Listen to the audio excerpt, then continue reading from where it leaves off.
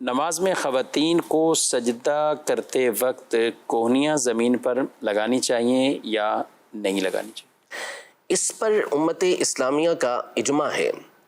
اور اجماع سے یہ بات ثابت ہے کہ جو مرد اور عورت ہیں ان کی نماز کے درمیان فرق ہے، یعنی کہ مستقل ایک دلیل ہے اس کی کہ اس پر اتفاق ہے۔ یہ دور جدید کے اندر چند افراد اس طرح کے ہیں جنہوں نے اس طرح مرد و عورت کی نماز کو ایک طرح بنا دیا ہے، ورنہ حقیقت یہ ہے کہ مسلمانوں میں ہمیشہ سے یہی رہا ہے کہ عورت اور مرد کی جو نماز ہے اس کے اندر فرق ہے۔ یہ ایک پورا ایک تفصیلی موضوع ہے، لیکن بہرحال جو سجدے میں ہے عورت سمٹ کے سجدہ کرے گی، اور مراسیل ابی داود کے اندر اور سنن بیہقی کے اندر مرسل حدیث اس حوالے سے موجود ہے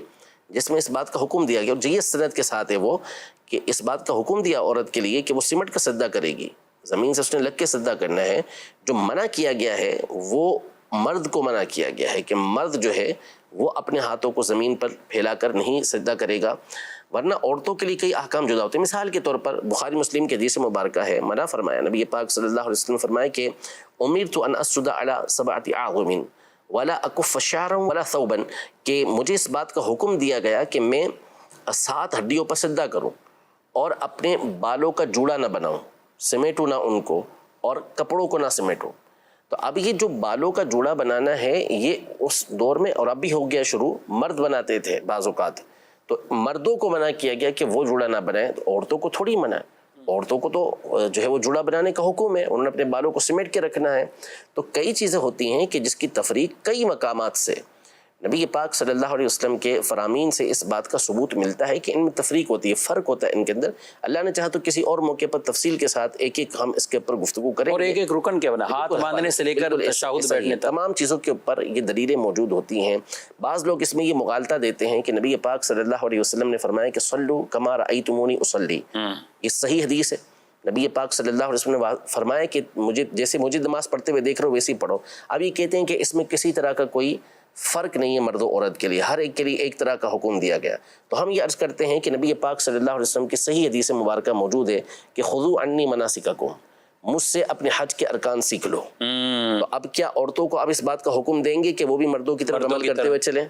کیا آپ اس بات کا حکم دیں گے کہ وہ اپنے کندھوں کو کھولیں؟ یا اس بات کا حکم دیں گے کہ وہ صفا مروہ کے درمیان جب میلن اخضرین آتا ہے تو اس میں دوڑ لگائیں؟ کوئی بھی اس بات کی اجازت نہیں دیتا۔ تلبیہ مردوں کو مرد زور سے پڑھیں گے، اور کیا آپ عورتوں کو بھی اس بات کا حکم دیں گے؟ اس تفریق کو، اس فرق کو ہر ایک تسلیم کرتا ہے، حالانکہ وہاں پر بھی وہی دلیل ہے، یہاں پر بھی یہی دلیل ہے۔ تو یہ جو دیگر ادلہ ہوتی ہیں، دیگر دلائل ہوتے ہیں، ان پر نظر نہ رکھنے کی وجہ سے یہ لوگ سمجھتے ہیں کہ ہم نے دلیل کو پا لیا، حالانکہ واضح طور پر اس بات کو ائمہ نے بیان کیا ہے کہ دلیل پر مطلع ہونا یہ اصل علم نہیں ہے، یہ ثلث علم ہے، تیسرا علم ہے۔ جا کے ابھی دلیل کے مقابلے میں دیگر دلائل ہیں یا نہیں ہیں، پھر اس کے علاوہ اس دلیل کی معرفت، فہم، یہ ایک الگ چیز ہوتی ہے۔ ہر ایک اس طرح نہیں ہوتا کہ آپ نے کسی ایک دلیل کو پا لیا تو آپ سمجھنے لگے کہ میں نے سارا علم حاصل کر لیا، نہیں۔